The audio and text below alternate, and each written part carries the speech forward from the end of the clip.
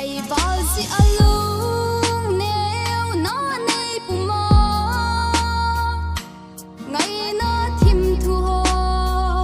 nó hiền say gì tên hiền bên cô lung sẽ kiti mi dấu sẽ chung ngó vì thế hi lâu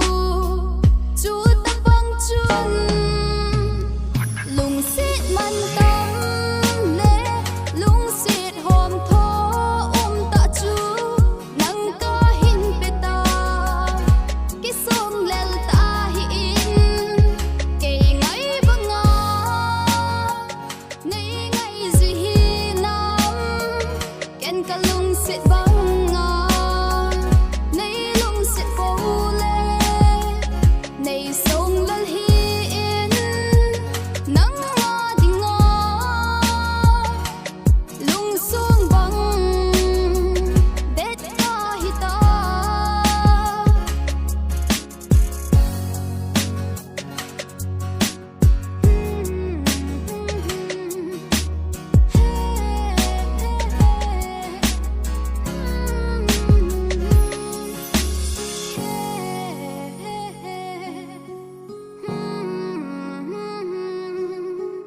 Hey